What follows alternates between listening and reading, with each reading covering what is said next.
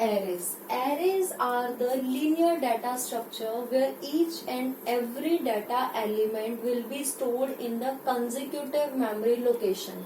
So that means if in a array we have 5 elements, so in order to create a array with 5 elements, we have to store that elements in the consecutive memory locations. For example, first data element will be stored in the memory location 1001, then the second element will always be stored in the location 1002, and third will be in the 1003, then 1004 and 1005. So that means each and every element of the array can use the consecutive memory locations in order to store in the memory. Now students, for example, in an array we have 5 elements, that is A, B, C, D and E. So these 5 elements will be stored from 1001th location to 1005.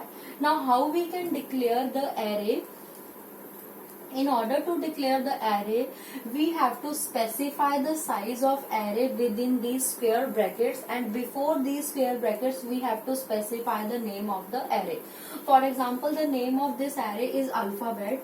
So here we are writing the name of array, and after this we are declaring the size of this array. So here the size is 5. That means this array with name alphabet can contain 5 elements. So this is how we can declare the arrays. For example, instead of using alphabets here, if we are using 1, 2, 3, 4 and 5, so that means we can again write here 5, and those 5 elements are numeric, and these 5 elements are alphabet. So this is how we can declare a array. We have to specify the name of the array within the square brackets. Now students, after this we have how we can represent these values in the array using the index number. So in arrays we have the index number using which we can represent the values of the array.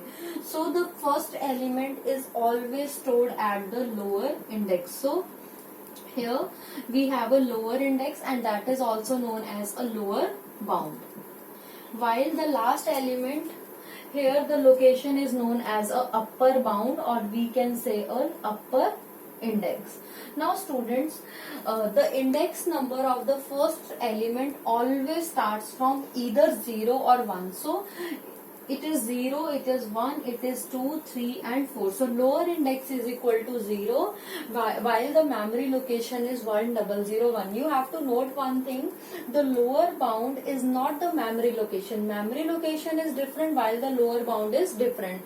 Lower bound and upper bound means from where what is the starting what is the starting value and what is the last value. So here if we have a array with 5 elements, so that means the lower index is 0 and the upper index is 4, and either we can start it with 1 to 5. So that means if we are starting it with 1, so that means in that case lower index is equal to 1 while the upper index is equal to 5. So now students, here the lower index is 0 while the upper index is 4. Now we can see the length of array. So how we can calculate the length of the array? In order to calculate the length of the array, we have a formula, that is upper bound minus lower bound plus 1. So here we can see what is the value of upper bound in this example, 4, and what is the value of lower bound, 0, and 4 minus 0 plus 1. So here we have a result, that is 4 plus 1. So in short, we have a value, that is 5. So students, in this example the length of the array is 5. So that means 1, 2, 3, 4 and 5. So this is the length of the array.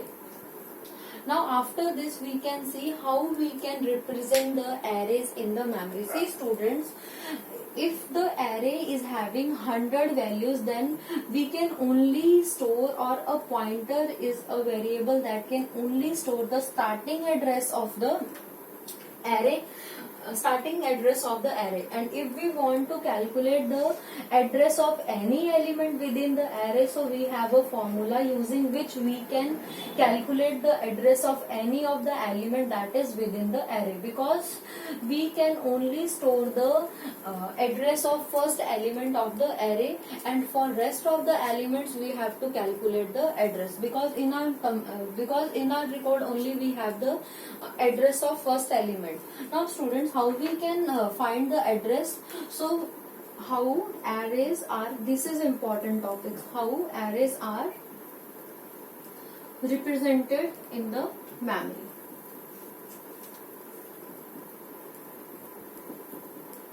Now students, if we want to represent the arrays in the memory, then we have a formula that is LAK. So here L is a linear array and K is the location element for which we have to find the location. After this we have a base address of linear array. That means the starting address of the linear array plus W K minus LB. So this is the formula using which we can calculate the address of any of the element that is within the array. So here student, this is a linear array. LA represent the linear array. BALA, that is the starting address of linear array. W means the number of words per location. See students, the data will be stored in the different locations. So each location can contain number of values. So number of words will be stored in a one location. So W represent how many number of words are stored per location. And after this we have a LB, that is a lower bound, and K for which we have to find address. Now students, you can see this is the formula. Suppose the base address, suppose we have a array with name students, and we have to find the number of students starting from 1970 to 1999. That means we have to calculate the number of students that are admitted in the school between the years 1970 to 1999. So here we have a lower bound, that is 1970. This is the lower bound and this is the upper bound. So this is the lower bound and this is the upper bound. And suppose the record of this student stored from memory location. So the starting memory location from where this address will be stored is 200. So 200 is the memory location. So here the base address of LA is 200, while the lower bound is 1970 and the upper bound is 1999. And per memory location, number of words are stored are 4. So using these values we can calculate the value. Now students, here what we can do, we can write LA of K is equal to base of LA. So base of LA is 200, and after this the number of words per memory location are 4. In brackets we can write K. So students, K, suppose we have to check the memory address of the record that is present in 1992. So we have to check the memory address of this year. So here the value of K is 1992 and lower bound is 1970. Now using this we can calculate the value. So here we have 200 plus 4. Now 1992 minus 1970 is 22. Now we can calculate 200 plus 88. So that is 288. Now students, 288 is the memory location. Where this value is stored. That means where the record of the students of this year will be stored. So the number of students that are in this year, that is stored in the memory location 288. So this is how we can calculate the address of any of the record within the memory using this formula.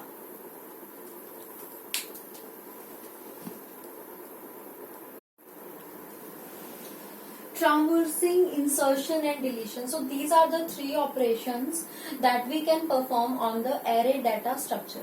First one is the traversing. Traversing means to visit and to apply any type of calculations to each and every data element of the array. So in order to explain these algorithms, we have an example.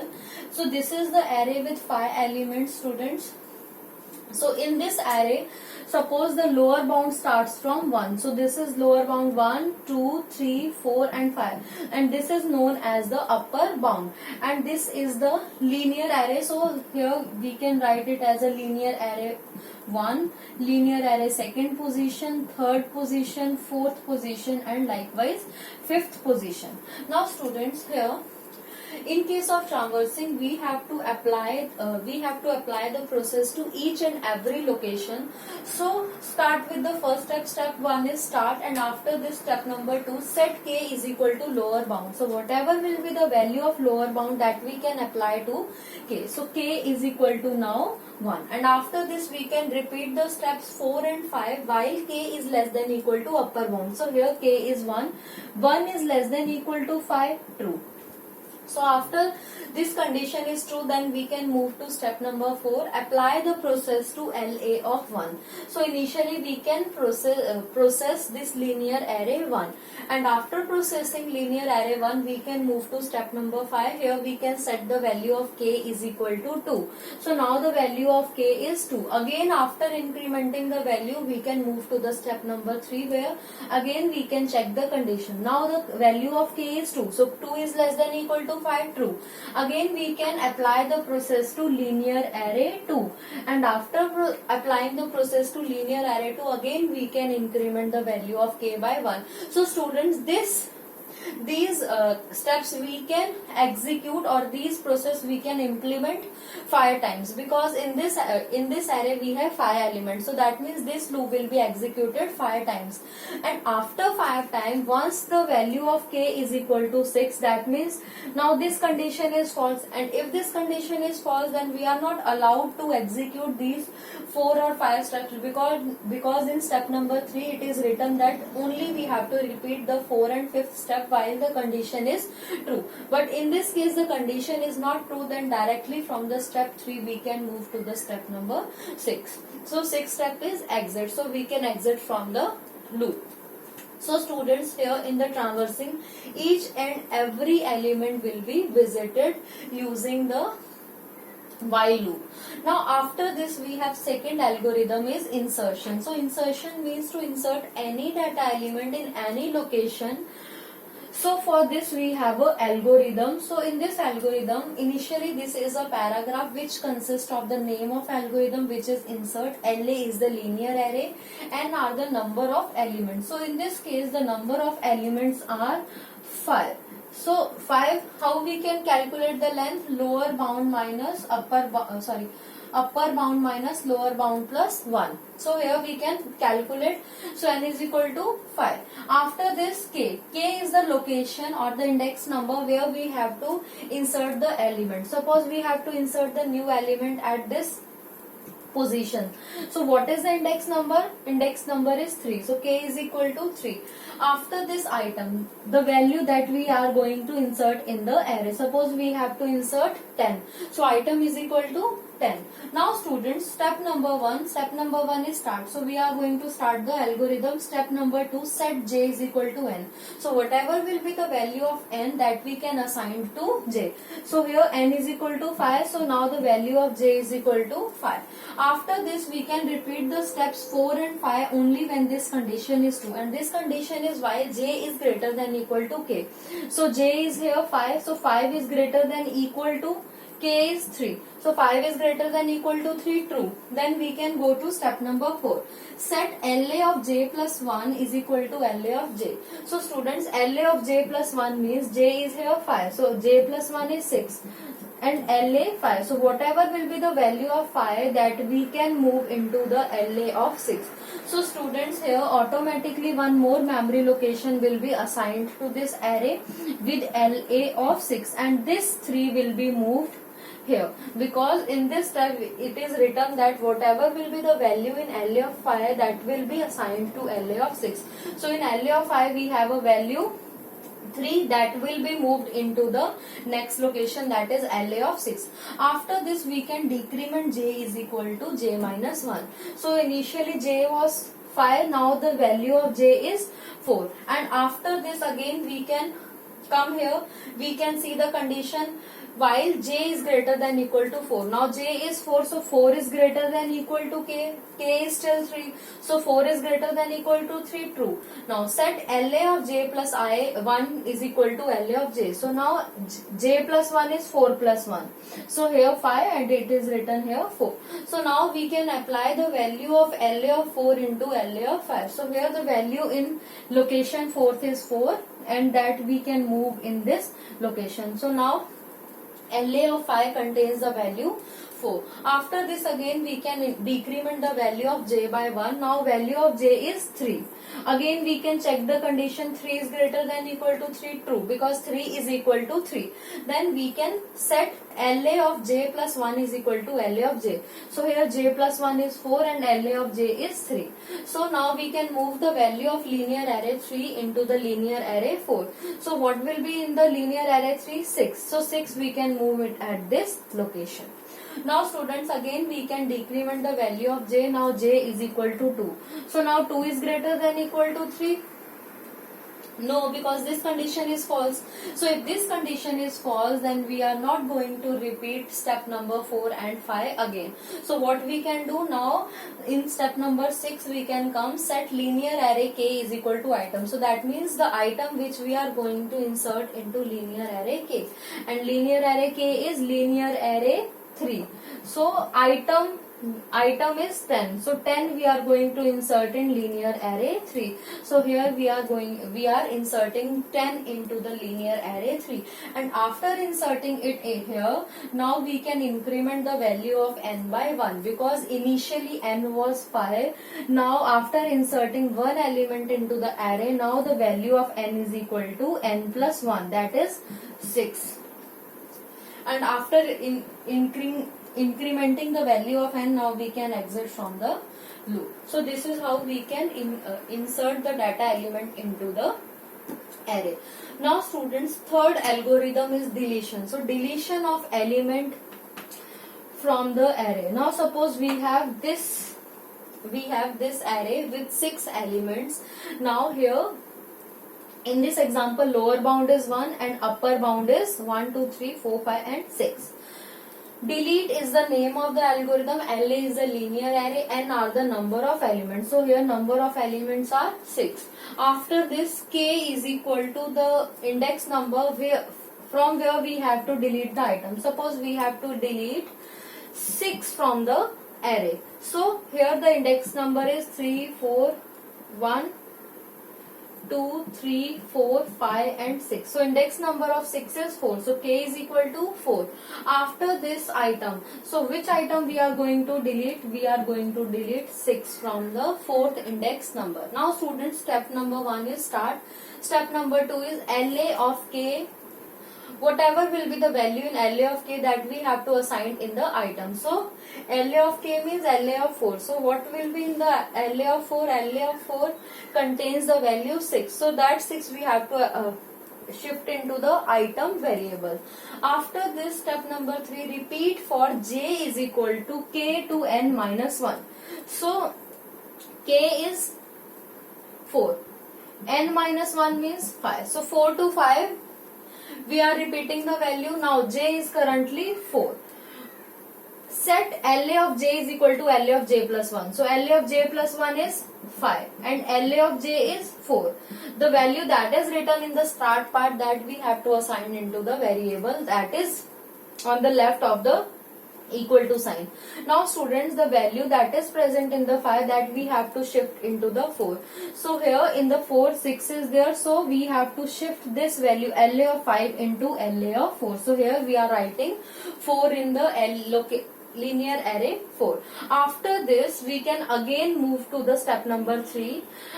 because until this condition is true only we can executing step number 3 again and again. Now value of j is equal to 5 to 5 because automatically using for loop it can be incremented by 1. So j is equal to 5 to 5, again the condition is true, then we can shift the value of linear array 6 into linear array 5 because j is now 5, so 5 plus 1 is 6. So the value of linear array 6 we can shift into the linear array 5. So what will be what will return in the linear array 6?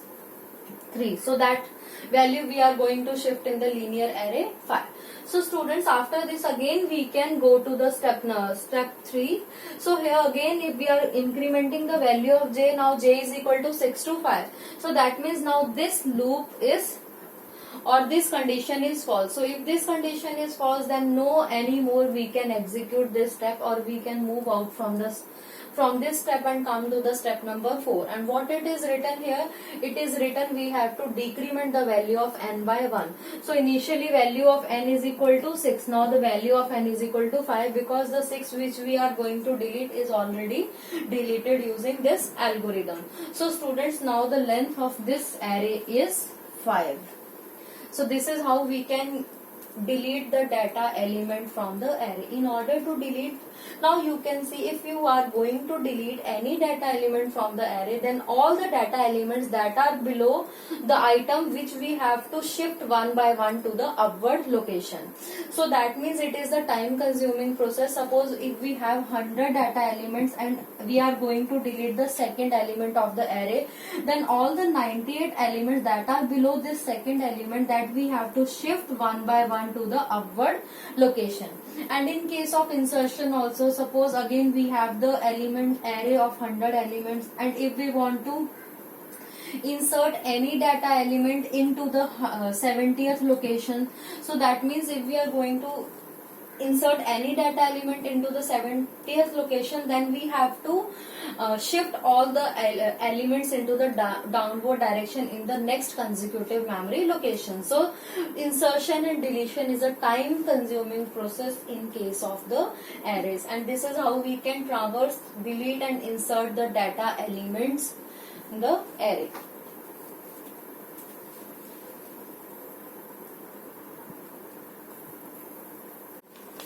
Records. So students, record is a collection of non-homogeneous data elements. So that means we can say a record can consist of the data element which belongs to the different data types. So record means it can collect whether the numeric values and the string values or the characters as well as the special characters. So all these can comes under the same record.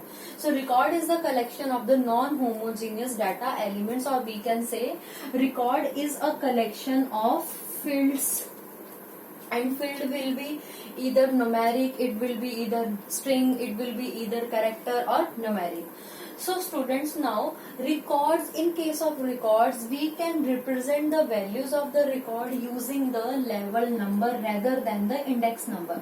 In case of the arrays we can represent the elements using the index number, while in case of the records we can represent the values with the level number. Now suppose if we have an entity with name employee. So employee is a name of the entity. If suppose the details of this employee entity we want to store in a record, then what will be the field of these employees are, or what will be the attribute of this employee is employee ID, employee name, employee designation, employee salary. Suppose these are the 4 attributes of the employee entity. So students, now employee name is divided into further 3 parts. First part is the first name, second is the middle name, and third one is the last name. Okay students, and one more field we have, that is date of birth. Again the date of birth is divided into 3 parts. First one is the date, second one is the month, and third one is the year.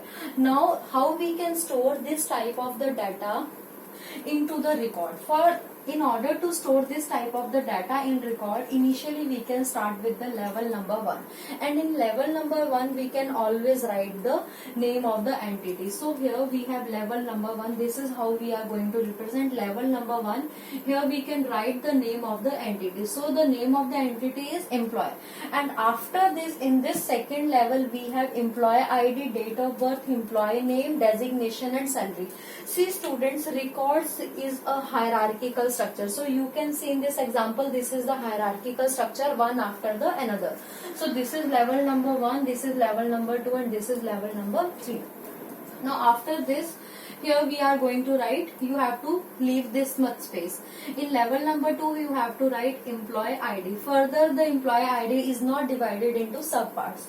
So again we are going to write the level number 2. In level number 2, now we are going to write date of birth, because after employee ID, next field is date of birth. In date of birth, this date of birth is divided into 3 parts. So that means in third level we have to write date.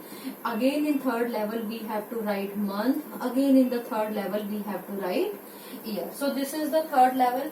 Again after writing this, again we can move to the level number 2, because the fields are left in the level number 2 that we have to write. After this we are going to write now employee name. In employee name, again it is divided into 3 parts. Again we can move to level number 3, first name, middle name, last name. After completing this, again move to the level number 2. Now next is destination. After destination we have last field, that is salary. So this is how we can write the record. Now students, here if we want to store this record into the memory, so how we are going to store this record into the memory? Using the arrays. So suppose in this, each and every field is having the details of 5 employees. So that means we have to create, initially we have to create the array. So first array is for the employee ID, because employee ID is of numeric type. So that means all the numeric values that are related to the employee ID comes here. K represent the number of records that are, K represent the number of records that belong to this employee entity. After this we have a date. Okay students, after date we are going to save month. This is K, this is K. Again after month we are going to save the year. So this is again K. Next array is used to store the first name. Next array, after this next array is used to save the middle name. Then last name. After last name we need 2 more arrays. One is for designation and one is for salary. So students, for this entity we need how many records? That record depends upon the number of fields that are for this given entity. 1, 2, 3, 4, 5, 6, 7, 8, 9. So 9 arrays are required to store the values of the employee entity.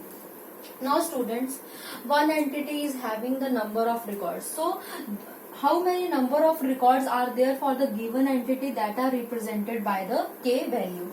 Now each and every detail is parallel to each other. Suppose we have a detail of employee with name XYZ.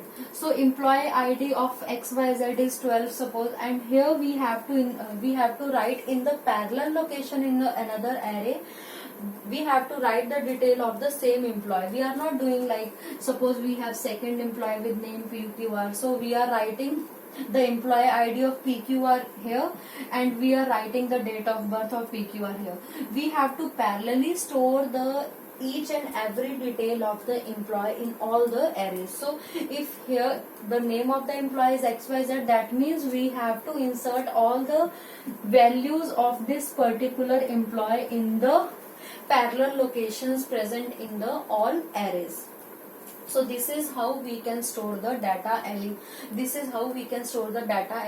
in the array, or we can say this is how we can store the records using the arrays in the memory. So in short students, record is the combination of number of homogeneous data, non-homogeneous data elements So for a given entity we have number of records, so all the records if we are going to store, then we need multiple arrays, and using those multiple arrays we are going to store the details. Now in the multiple arrays again we have to store the detail of a single entity or a single employee, or we can say any other employee, in a parallel rows that are in the each and every array, and also in record each and every level is represented by the level number. So here in this example we have 3 levels, so employee entity is always at the level number 1. So this is about the records.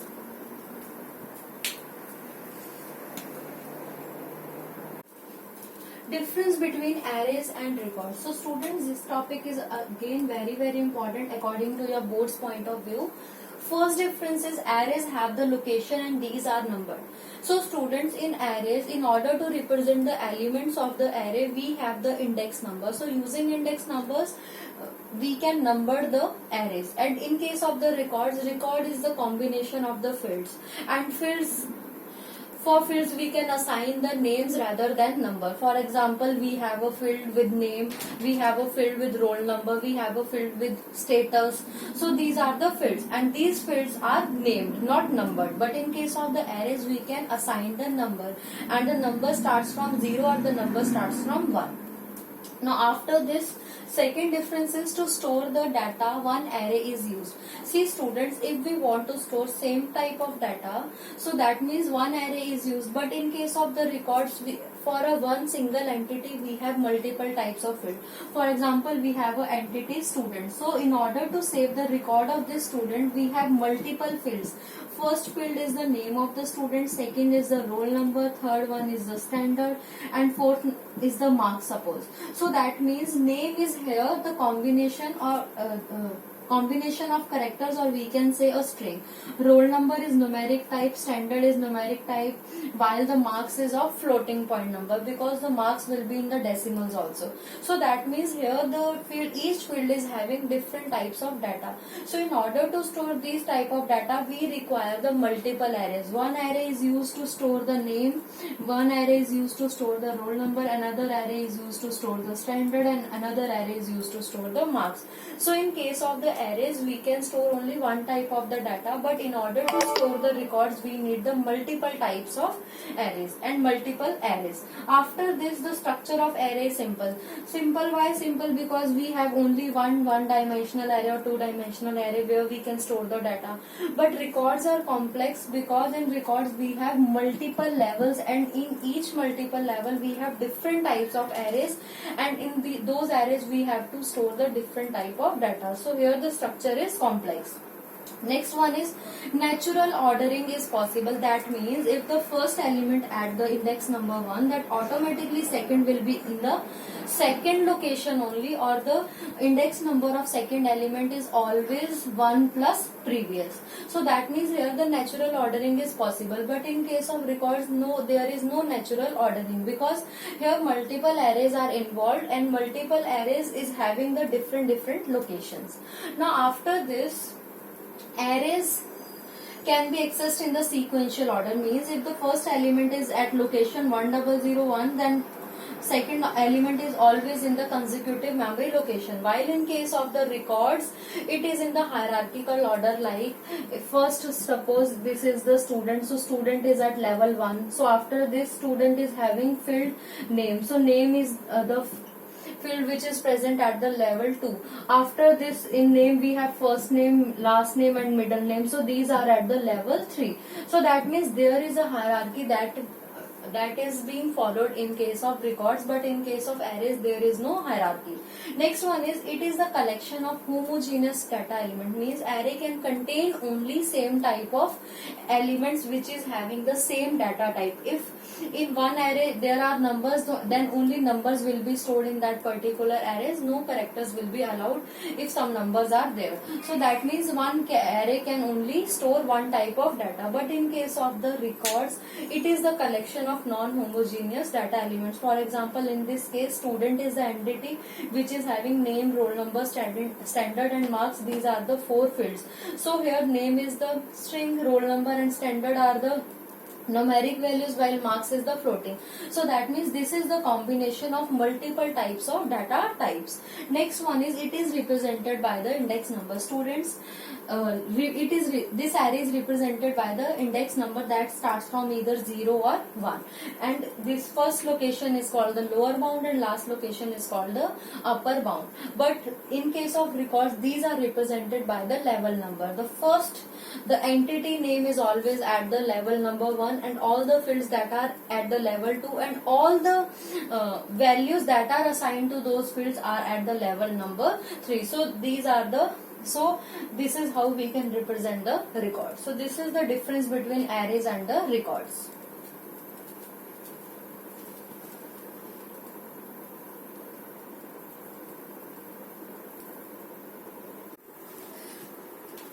Pointers array. So students, pointer array is the array which holds the pointer value. Normal array can only store the values like numeric values, characters or strings. But what is pointer array? Pointer array is the array which can hold the pointer or which can hold the address of some other values. So that is known as the pointer arrays. And pointers arrays are also known as a group array. So that means the array which can contain or which consists of the addresses of some other location. So the array with memory locations of another array is known as a pointer array. So now students, you can see this with the help of examples. Suppose we have this example with 3 groups. So we have divided these students into the 3 categories. First is group 1, second is group 2 and third is group 3. That means this is batch 1. So batch 1 consists of 2 students, batch 2 that consists of 3 students, while batch 3 consists of 4 students. So we can categorize each batches into different groups. Now students, in order to represent this type of data into the memory, the best way is to use the pointers array. Why? Because if we are storing these data into the array, then initially we can store these 2 values, then afterwards we can store these 3 values, then afterwards we can store these 4 values. So if we want to find any value from the array, then we have to look to the whole array in order to find the detail of any of the student. We have to start from the first location, then we can jump sequentially from 1, 2, 3, 4, 5, 6 up to the data element which we want to found. So that is the time consuming process. So in order to avoid that, or in order to reduce the search time, we can create 2 arrays. One array is the array which can sequentially hold all the values start from the first memory location, while the second array we can use, that is used as a pointer array, which can contain the address of each and every group. So that means if the pointer array can hold the address of each group, so by giving the address of that particular group, we can directly go to that group, and from that particular group we can find or we can search the particular data element which we want to find from that group. Now for these 3 groups we have 2 arrays. One is the normal array which consists of all the data elements that are in these groups, starts from Anil, Soham, Swapnil and Aditya up to Aditya. So students, first group consists of only 2 values, so I have represented it with the help of this curly bracket. So this is group 1, this is group 3, 2 and group 3, and group 3 belongs 4 data elements. Now second array which is known as a group array, or we can say a pointer array. Now pointer array will hold the first address of the group. So that means in case of group 1, the first memory address is 1. So that means this pointer array at its first location will hold the address of the first element of that particular group. So for this group, the first element is Anil, and Anil is stored at memory location 1. So that means the pointer array contains the value 1. So by going to one location, we can search any data element within that group. Now student, second group starts from third memory location. So the next entry in this pointer array is 3. So that means the 3 entry belongs to the starting address of the group 2 data element. And after that, the group 3 starts from the 6th memory location. So that means this will hold the address of the first element of the group 3.